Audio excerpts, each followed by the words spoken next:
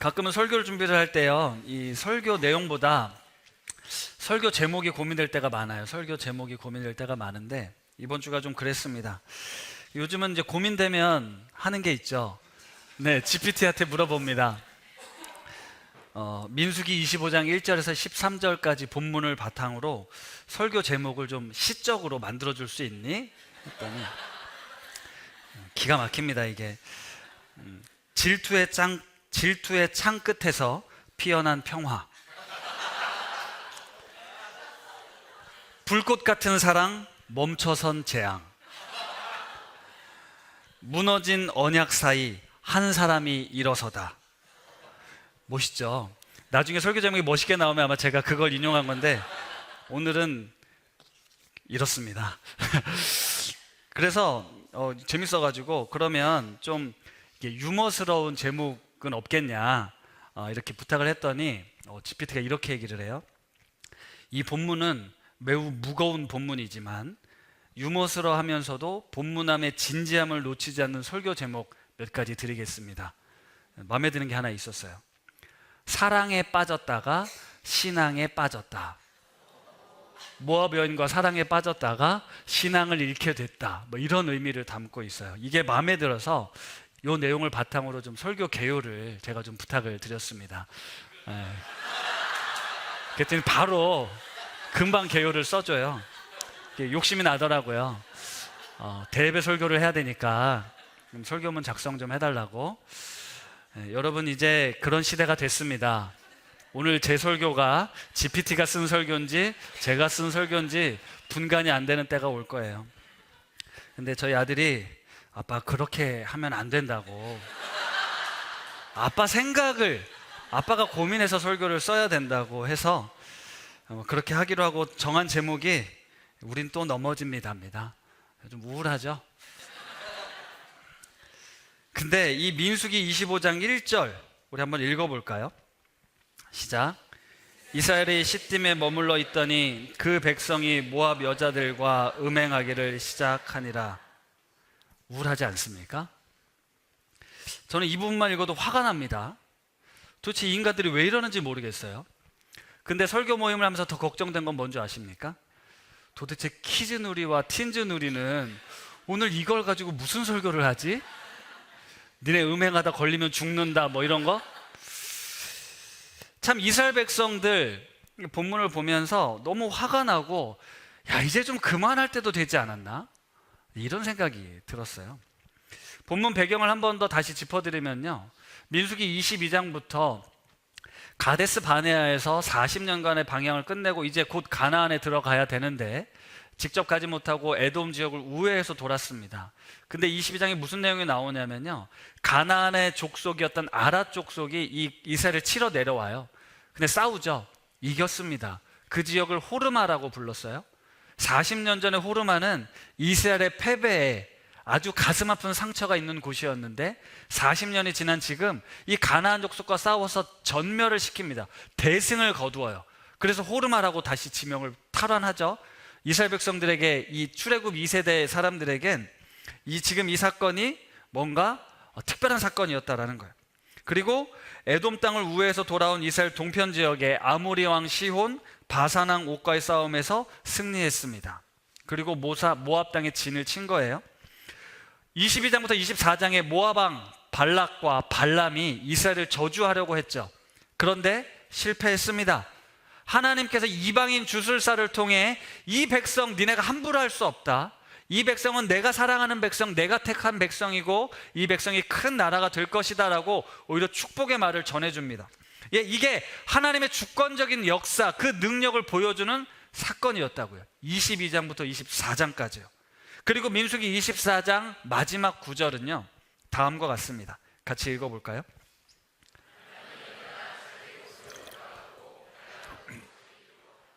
무슨 말이냐면 발람, 발락 다 실패한 거예요.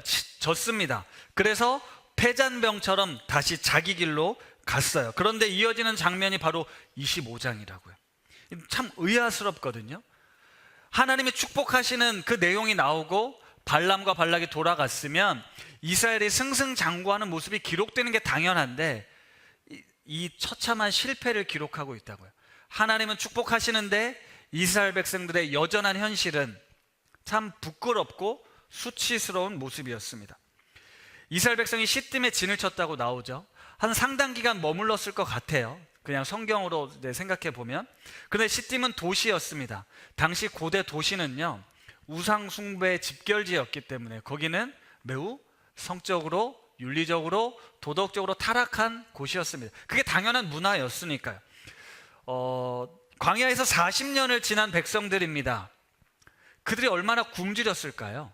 날마다 먹을 건 먹었지만 그게 하찮게 여겨졌을 거잖아요. 그게 바로 나오잖아요. 노뱀 사건 이전에 내가 이 하찮은 음식을 싫어하노라 라고 말했다고요. 40년이 넘었습니다. 사실 따지고 보면요, 애굽에서 종살이 하던 시간까지 따져보면 종이 뭐 먹고 싶다고 마음껏 먹었겠습니까? 누리고 싶다고, 즐기고 싶다고 막 즐겼겠습니까? 그러지 못했다고요. 이스라엘 백성들에겐 그런 본성이 있었는데, 모압의 여성들, 그러니까 모압 지역의 시팀 지역에 갔더니 모압 이쁜 여인들이 신전에 막 제사를 드리는데요, 진수성찬이 차려져 있습니다. 신나는 음악이 나옵니다. 잔치가 벌어지는 거예요. 봤더니 남녀가 뒤엉켜서 막 성적인 행위들을 하고 있어요. 그런 장면을 수십 년간, 아니 오랫동안 굶주렸던, 우리 인간의 식욕, 성욕, 이런 욕구들에 굶주려 있던 이스라엘 백성들이 봤을 때 눈이 돌아가는 건 당연하겠죠. 그렇게 유혹해 올 때 그걸 버틸 수 있는 사람이 과연 얼마나 되겠습니까? 먹고 싶은 음식이 마음껏 있고 즐길 수 있는 거리가 있다면, 이 쾌락을 누릴 수만 있었다면, 그러니까 이스라엘 백성들은 반응할 수밖에 없었다고요. 그런데 이 이스라엘 백성들이 이렇게 범죄하게 된 배경 이야기가 발람, 그 주술사였던 발람의 계략이었다라는 게 뒤늦게 나오는데요, 민수기 31장 16절 말씀 있습니다. 한번 같이 읽어볼까요? 시작.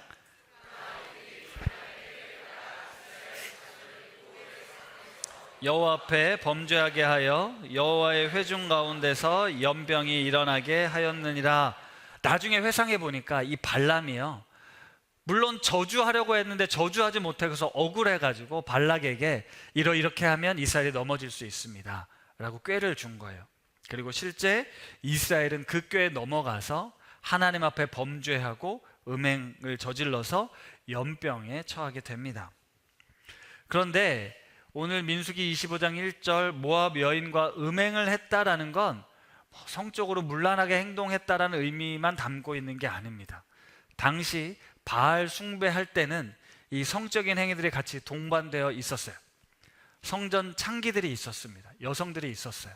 그래서 남녀가 성적인 행위를 하는 것이 신의 마음을 감동케 하는 것이라고 생각했기 때문에 그들은 단순히 이 육체적인 쾌락을 풀기 위해서가 아니라 바알 신에게 정성을 드리는 행위를 지금 했다라는 거예요. 이스라엘 백성이. 다시 말하면 하나님이 가장 싫어하는 우상 숭배의 죄를 범하고 있다라는 거죠. 10계명의 제1계명은 나 외에 다른 신을 섬기지 마라 입니다. 제2계명은 너를 위해 새긴 우상을 만들지 말고 어떤 형상도 만들지 말라는 게 10계명의 제1, 2계명이에요. 우리 잘 알죠? 그런데 출애굽기 20장에 하나님께서 10계명을 주셨을 때 1계명과 2계명을 주신 이후에 덧붙이는 설명이 있어요. 한번 같이 읽어보겠습니다. 그것들에게 절하지 말며 그것들을 섬기지 말라. 나 내 하나님 여호와는 질투하는 하나님인즉 나를 미워하는 자의 죄를 갚되 아버지로부터 아들에게로 3, 4대까지 이르게 하거니와 나를 사랑하고 내 계명을 지키는 자에게는 1000대까지 은혜를 베푸느니라. 하나님께서 1계명과 2계명을 주시면서 나 질투하는 하나님이다, 나 질투심이 많아, 나를 미워하면 내가 그 죄를 갚을 거야, 대신 나를 사랑하면 1000대까지 은혜를 베풀 거라고 말씀하시죠. 이게 10계명의 1계명과 2계명을 주신 하나님의 말씀이었어요. 매우 엄숙한 말씀은 맞습니다. 그래서 하나님께서 바알 신에게 절한, 바알 부올에 가담한 이스라엘에게 진노하시는 거예요. 그리고 모세를 불러다가 너 백성의 수령들, 이 바알 신에게 무릎 꿇은 그 수령들 잡아다 죽여라. 그리고 목매아 달면 내가 너희를 향한 진노를 그칠 거야 라고 무서운 이야기를 하시죠. 그런데 여기서 또 사건이 나와요.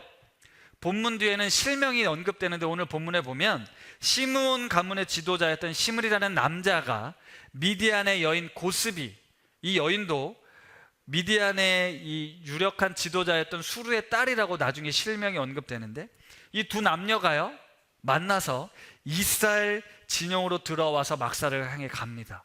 이스라엘 백성들은 연병이 돌아서 슬피 울고 있는데 보란듯이 두 남녀가 막사로 들어가요. 아론의 손자와 엘르아살의 아들이었던 비느하스가 이걸 보고 눈이 돕니다. 격분을 하죠. 그리고 창을 들고 그들의 뒤를 쫓아가서 두 남녀를 찔러 죽입니다. 성경은 이렇게 가끔 너무 끔찍스러운 일을 자세하게 묘사를 하거든요. 이게 좀 잘 이해가 안 될 때가 있죠.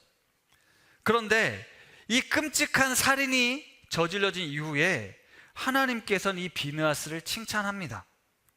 그리고 비느하스가 이 두 사람을 찔러 죽였을 때 이스라엘 전역에 퍼졌던 연병이 그쳤다라고 나와요. 그리고 이 연병으로 죽은 자가 24,000명, 그러니까 출애굽 이후 광야 시대를 지내면서 한 번에 죽은 이 사건으로 인해 가장 많은 사망자가 발생했습니다. 그만큼 하나님 보시기엔 이게 매우 심각한 사건이었다라는 거예요.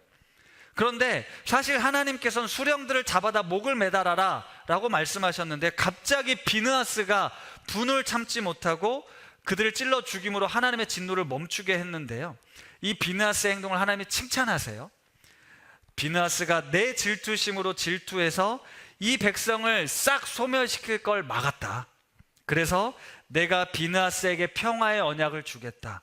그 자손 대대로 영원한 제사장의 직분을 줄 것인데, 왜냐하면 그가 하나님을 위하여 질투하여 이스라엘 자손을 속죄했기 때문이다 라는 말씀을 하세요. 하나님이 이들을 다 잡아 죽여야겠는데 비느하스가 대신 그 질투심을 가지고 그 범죄한 사람들을 죽임으로 이스라엘의 죄를 속죄했다, 이런 뜻입니다. 그러니까 하나님께서는 이 연병으로 모든 사람을 죽이려고 했던 걸 이 비느하스를 통해 멈추셨다라고 해석을 할 수 있는데요, 그래서 오늘 이 본문 말씀을 가지고 여러분 검색해 보세요. 설교 본문 설교 검색해 보면 정말 많은 부분이 이 비느하스에 초점을 맞춥니다. 비느하스가 주인공이에요. 하나님의 거룩한 열심, 이 불타는 질투심에 빠진 하나님 대신 살인을 통해서 죄인들을 처단함으로써 그가 영웅이 되었다. 왜? 이스라엘 백성을 살렸으니까. 이스라엘을 멸망해서 구원하는 것은 비느하스의 열심이었고요, 이스라엘 나머지 백성들은 다 죄인이었습니다. 그래서 설교는 여러분도 비느하스와 같은 거룩한 열정을 가지고 이 세상의 죄악과 하나님을 미워하는 우상 숭배를 하는 사람들을 처단하십시오.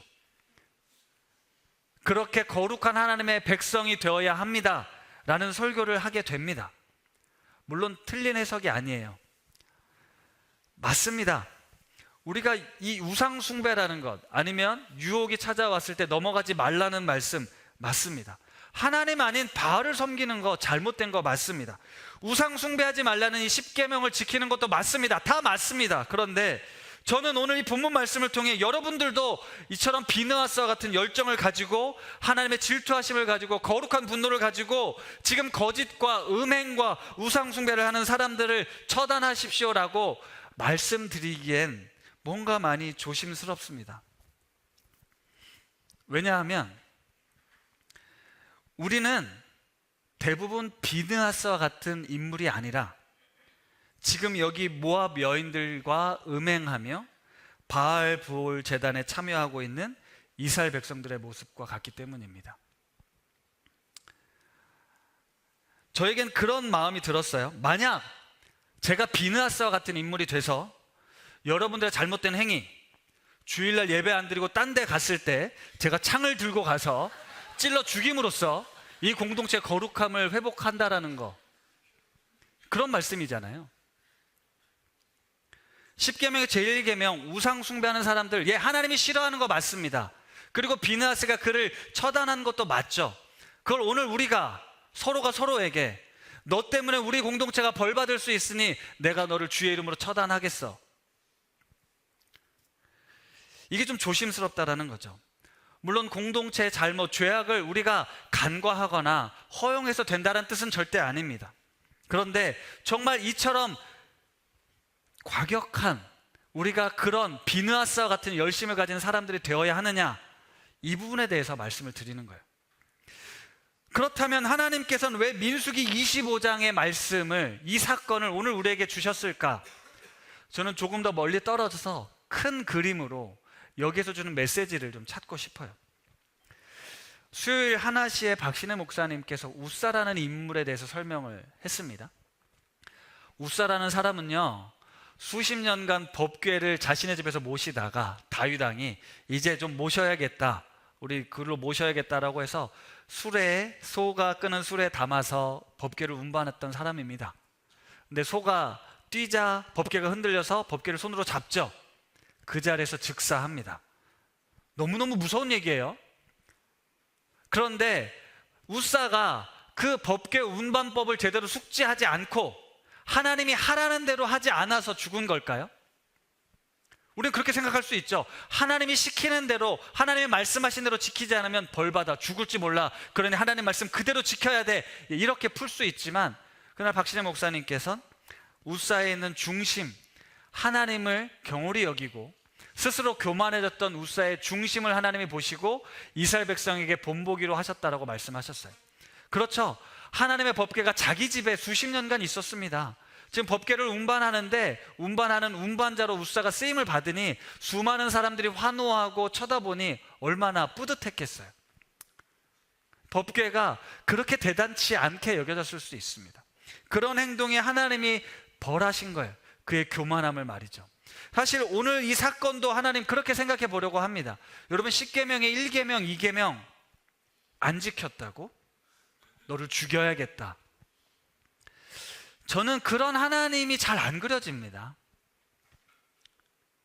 어떤 분들은 이 구약의 하나님을 보면서 하나님 너무 무서워요. 사실 오늘 너무 무서운 이야기거든요. 니네 음행하면 창으로 찔러 죽일 거야, 이런 얘기들 우리 아이들에게 해야 되는 말씀이잖아요. 정말 우리 하나님이 그런 하나님이십니까? 너 예수 안 믿으면 지옥 간다, 예수 천국, 불신 지옥, 우리가 하는 전도 구호였어요. 틀린 얘기는 아닙니다. 성경에 있는 얘기가 맞아요. 그런데 여러분, 예수 안 믿으면 지옥 갑니다 라는 걸로 하나님을 믿게 한다는 건 그 하나님을 두려운 존재, 네가 하나님을 믿지 않으면 지옥에서 영원토록 고통받을 거야 라고 만든 하나님을 두려워하는 그런 존재로 만들어서 예수를 믿게 한다는 건 뭔가 좀 잘못됐죠. 10계명을 주시고 너 이 계명 안 지키면 너 죽는다.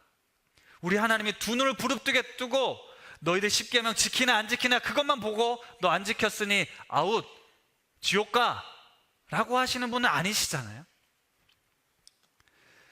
이런 하나님을 믿는다, 그건 너무 불행한 이야기입니다.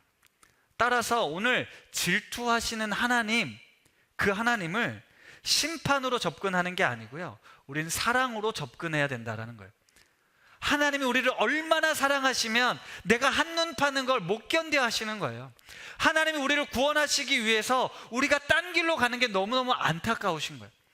하나님의 사랑이 너무너무 커서 창조주인 하나님께서 우리가 곁길로 가고 시험에 빠지고 사단에 넘어가는 것이 너무너무 안타까워서 질투하실 만큼 사랑한다라는 의미입니다.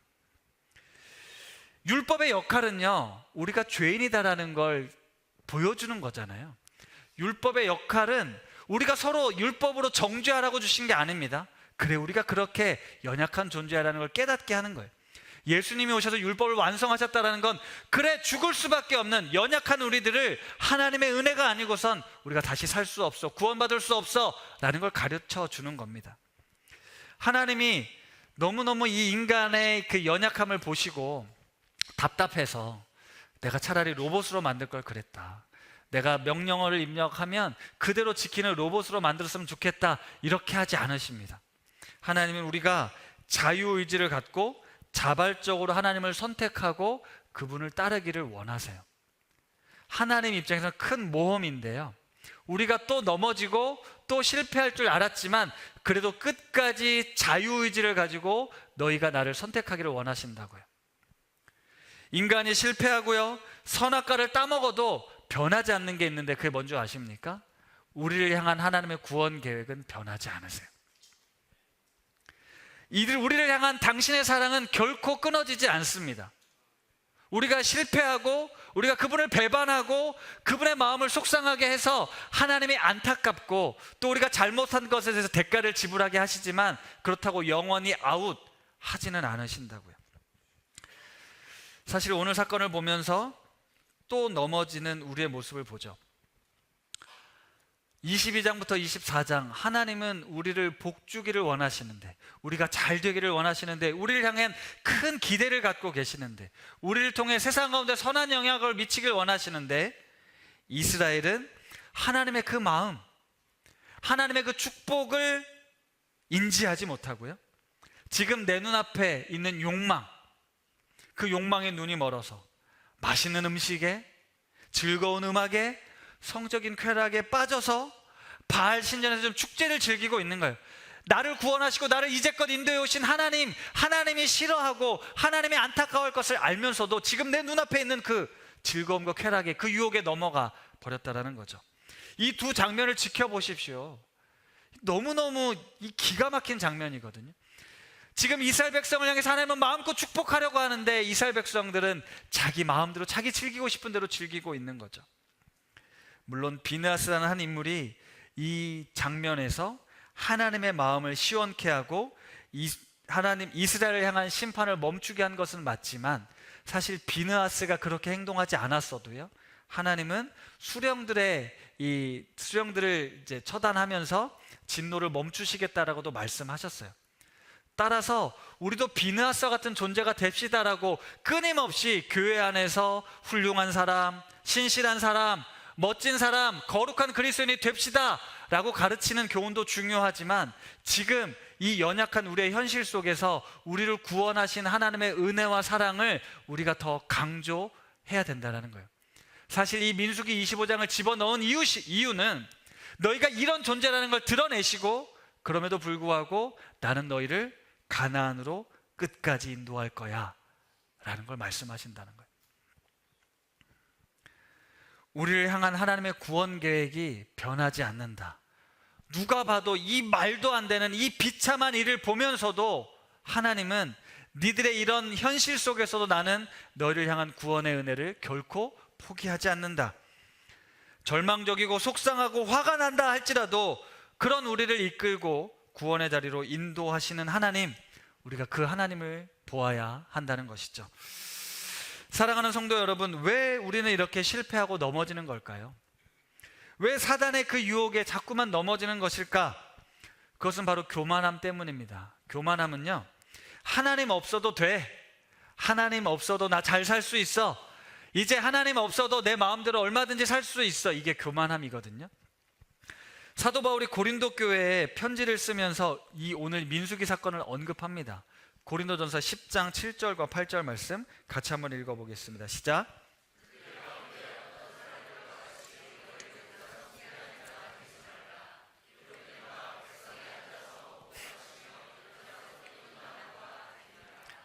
그들 중에 어떤 사람들이 음행하다가 하루에 2만 3천 명이 죽었나니 우리는 그들과 같이 음행하지 말라.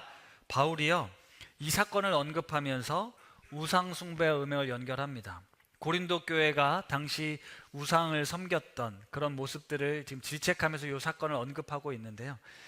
여러분, 요 10장 고전 10장 7절 8절에 이상한 거 못 보셨어요?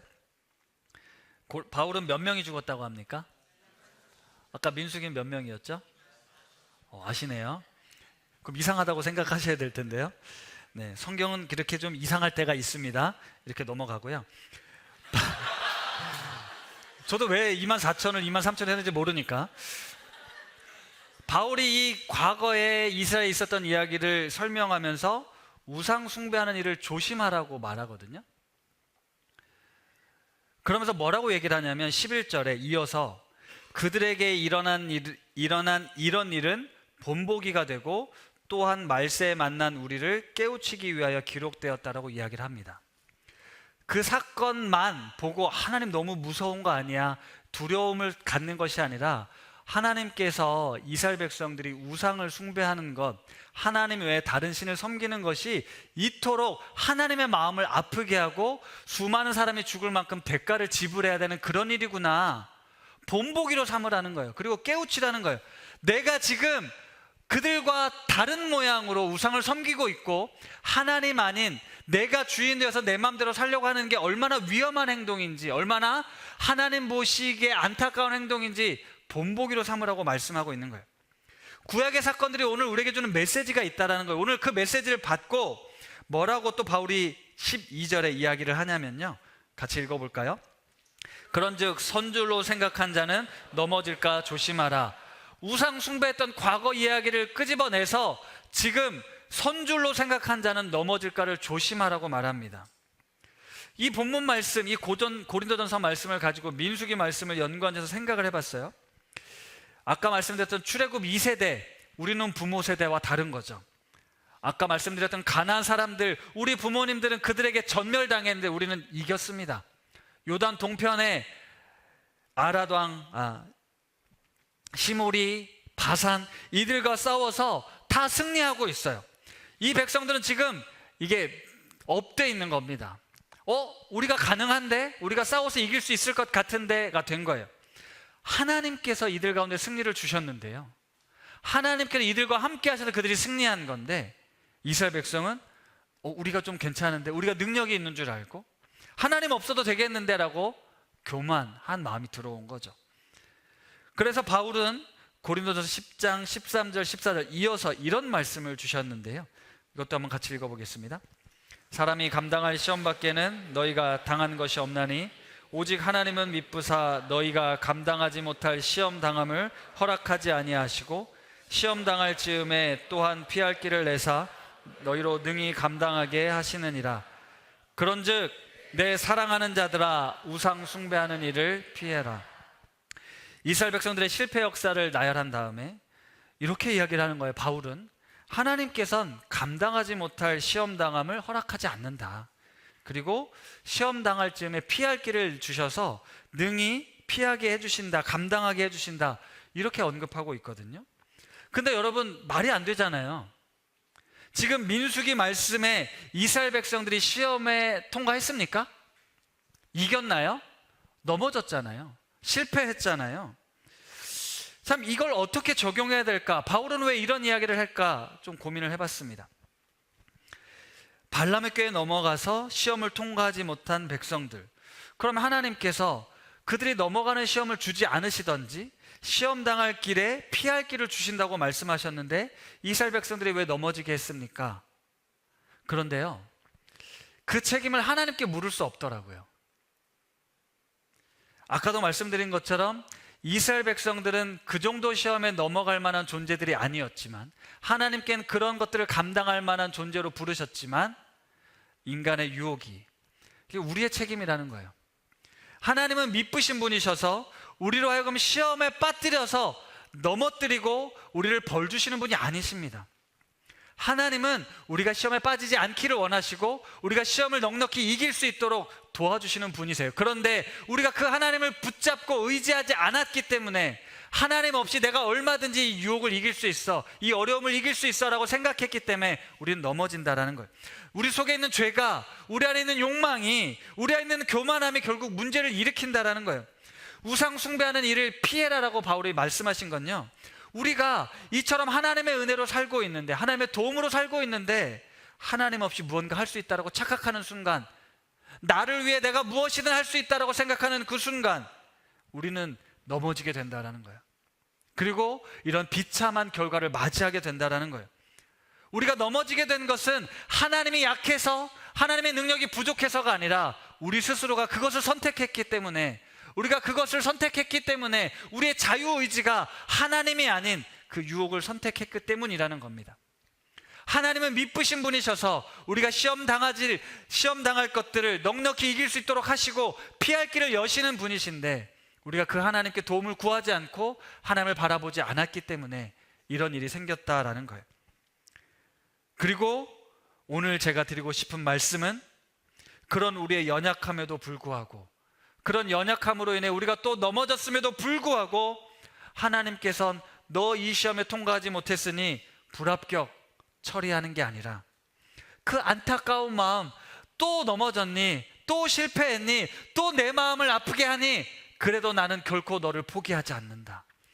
그래도 나는 너를 결코 버리지 않아. 나는 너를 결코 포기하지 않고 내가 갖고 있는 이 놀라운 구원의 계획 속에 너를 반드시 이룰 거야 라고 말씀하고 있는 겁니다. 말씀을 마무리하겠습니다. 오늘 민수기 25장은요, 이 말도 안 되는 이 사건은요, 우리가 얼마나 쉽게 잘 넘어지는지를 적나라하게 보여주는 사건입니다. 여러분, 그런 유혹이 찾아올 때요, 아까 말씀드렸던 그런 유혹이 찾아올 때요, 내 욕망에 굶주려 있던 나에게 맛있는 음식, 즐거운 음악, 성적인 것들이 찾아올 때요, 비느하스처럼 된다라는 거 쉬운 일이 아닙니다. 우리 모두가 다 비느하스처럼 될 수 없고, 우리는 이스라엘 백성처럼 또 넘어지는 거예요. 바알볼에 가담할 수밖에 없는 그런 연약한 존재들입니다. 그런데 하나님께서는 이 말씀을 통해 너 우상 숭배하면 너 죽일 거야, 정신 똑바로 차려, 그렇게 두려움을 조장해서 협박함으로 어쩔 수 없이 하나님을 믿고 따르게 하는 분이 아니라는 겁니다. 하나님은 선하시고 미쁘신 분이세요. 그분의 그 사랑을 오늘 이 말씀을 통해 반증하시는 거예요. 니네가 이렇게까지 했어? 하지만 나는 너를 포기하지 않아. 나는 그런 너를 사랑해. 내가 너를 반드시 고칠 거야. 반드시 너를 회복시킬 거야. 너를 통해 나의 구원 계획을 이룰 거야 라고 말씀하고 있으십니다. 하나님은 여전히 그렇게 우리 가운데 일하고 계십니다. 그런데 그 하나님을 바라보지 못하고 또 내 고집대로, 내 욕심대로 살아가는 우리들이 이 시간 하나님 앞에 나와 엎드리고 싶습니다. 하나님의 마음을 또 아프게 하고 그분을 또 분노케 하는 것이 나의 현실이라면, 신실하신 하나님, 이런 나도 주님의 은혜가 필요합니다, 주님의 도우심이 필요합니다라고 고백할 때 하나님께서는 십자가 사건을 통해 그 사랑을 확증하셨던 것처럼 우리를 다시 살리실 것입니다. 우리는 그 은혜로 살아가고 있는 거예요. 하나님께서는 우리를 테스트하시면서 시험에 넘어졌다고, 통과하지 못했다고 버리는 분이 절대 아니십니다.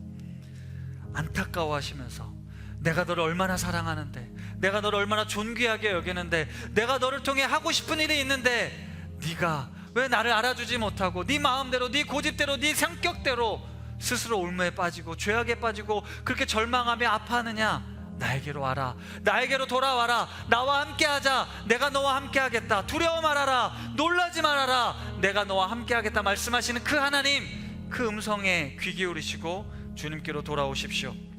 오늘 또 넘어졌지만 우리를 향한 포기하지 않는 그 하나님의 사랑, 그 사랑을 기억하며 다시 주님께로 돌아가는 우리 성도님들 다 되실 수 있기를 바랍니다.